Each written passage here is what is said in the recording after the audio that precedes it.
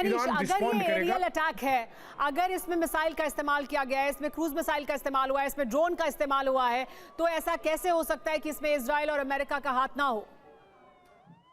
बिल्कुल सही बात है। अगर ये स्ट्राइक है, अगर इसमें ड्रोन का, मिसाइल का या किसी भी इस तरह के ऑपरेशन का इस्तेमाल किया गया है, तो फिर वैसी स्थिति में, और वैसे भी देखिए, अगर इस्माइल हानिया मारा गया था तो उसमें बाद में तो पता चला ही कि उसमें इजराइल इन्वॉल्व है। तो इसीलिए मुझे नहीं लगता है कि इजराइल की तरफ से क्या बयान है इसको वो का अहमियत इंतजार रखता है। ईरान करेगा।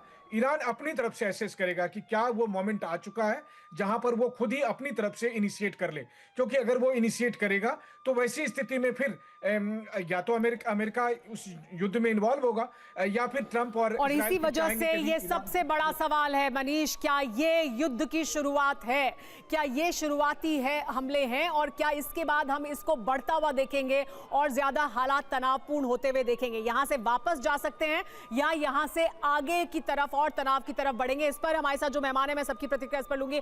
अनुज माथुर जी, इस पर आपकी प्रतिक्रिया। सर, मैं आपके पास आऊं, इस पर मैं चाहूंगी कि हमारे सभी मेहमान प्रतिक्रिया दें, लेकिन उससे पहले इस वक्त की बड़ी खबर बता देते हैं।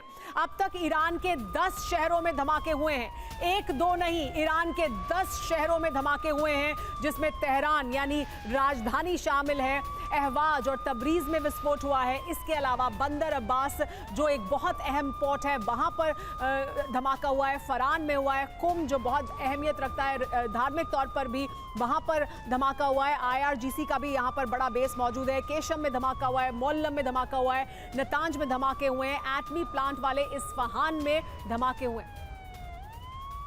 और देखिए, इसके अलावा अब तक ईरान के 10 शहरों में धमाके हुए हैं, ये हम आपको बता रहे हैं। और देखिए कौन कौन से शहर हैं जहां पर धमाका हुआ है, हम आपको बता दें। एक दो नहीं, 10 शहर हैं जिन पर जो निशाने पर थे। बंदर अब्बास, ये पोर्ट सिटी है, ये निशाने पर था। फरान निशाने पर था। और देखिए इसके अलावा केशम, मोल्लम और नतांज में धमाके हुए हैं। ये वो तमाम शहर हैं जहां धमाके हुए हैं, और ये बहुत अहमियत रखते हैं। कुछ बच्चे भी इसमें शामिल हैं। हमारे साथ मेहमान लगातार बने हुए। अनुज जी, क्या हम ये कह सकते हैं कि ये शुरुआत है, इसके बाद हम यहाँ से जो तनावपूर्ण हालात हैं उन्हें और ज्यादा आगे तनावपूर्ण होता हुआ देखेंगे? बिल्कुल बिल्कुल, यही बात मैं थोड़ी देर पहले कह रहा था। ये बिल्कुल प्रीलिम्स जो होते हैं ना, जो बड़े हमले से पहले की जो कार्रवाइयां होती हैं, वो बिल्कुल उसी कॉपी बुक स्टाइल में वो कार्रवाइयां हो रही हैं, बहुत कोऑर्डिनेटेड तरीके से। तो आपके मुताबिक ये युद्ध की शुरुआत है, ये जिस तरह के धमाके हो रहे हैं? मैं विनोद ऑगस्टीन से भी एक प्रतिक्रिया ले लूं सर। मैं इसलिए हाथ उठा रहा था सुमेरा जी, इनके जो न्यूक्लियर फोर्सेस और न्यूक्लियर जो फैसिलिटीज के अटैक के वजह से पिछली बार ये बहुत ही असहाय महसूस कर रहे थे। मेरा ये डर है कि इससे पहले कि इनकी जो क्रिटिकल न्यूक्लियर फैसिलिटीज पे अटैक हो जाए, कहीं ये भगवान ना करे न्यूक्लियर वेपन ना आज रात को दाग दे, जिसका पॉसिबिलिटी मुझे इस बार ज्यादा लग रहा है पिछली बार के संदर्भ। मनीष, तो ये पॉसिबिलिटी इज वेरी जी हाँ, बिल्कुल बिल्कुल। क्या ऐसा हो सकता है, ये बड़ा सवाल है। हालांकि कोई ऐसा नहीं चाहेगा कि इस तरह के हालात बने कभी भी, लेकिन मनीष, अब अगले कुछ घंटों में हम क्या होता हुआ देखेंगे? देखिए, सबसे पहले तो अभी मैं देख रहा था, मैं कुछ लोगों से मैसेज कर रहा था जो रजा पहलवी की टीम के लोग थे, और वो लोग आपस में इस बात से इंटरेक्ट कर रहे हैं कि कुछ ही देर में ईरान में इंटरनेट ब्लैकआउट हो जाएगा। तो वो अपने समर्थकों से कह रहे थे कि आप तैयार हो जाएं।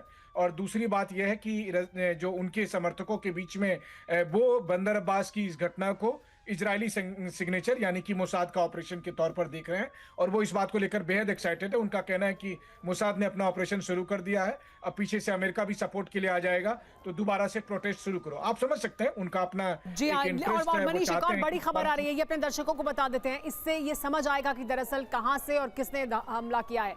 ईरान के दक्षिणी इलाकों में ये ज्यादातर धमाके हुए हैं। इराक की सीमा से सटे हुए इलाकों में धमाके हुए हैं, तटीय इलाकों में भी सिलसिलेवार ब्लास्ट हुआ है। तो यानी या तो तटीय इलाकों पर धमाका हुआ है या फिर वहां धमाका हुआ है जो इराक से लगता हुआ है। अनुज माथुर जी, क्या हम इसे इस तरह से देख सकते हैं कि ये वो जगह है जहां पर अमेरिका अटैक कर सकता है? इराक में उसका बेस मौजूद है, अगर तटीय इलाकों में हुआ है तो वहां पर भी वो अटैक कर सकता है। बिल्कुल। देखिए देखिए ये जो धमाके हुए हैं, इनका जो पैटर्न मुझे मुझे नजर आ रहा है, वो पैटर्न ये है कि जो भी आपका सोचा समझा, जो एंटिसिपेटेड, जो आपने उसके उसके बारे में सोचा था, कंटिजेंसी सोचा था कि ईरान क्या क्या कर सकता है, सबसे बड़ा खतरा ये है कि स्ट्रेट ऑफ हॉर्मुज, जो कि दुनिया का सबसे महत्वपूर्ण एनर्जी चोक पॉइंट्स में से एक है, उसके ऊपर ईरान ने कहा था कि मैं उसके ऊपर हमला करके और उसको उसको डिस्टर्ब कर सकता हूं। तो हर उस जगह पर जहां पर ईरान के संभावित हमले की इनको आशंका थी, उन जगहों को अभी फिलहाल टारगेट किया गया है।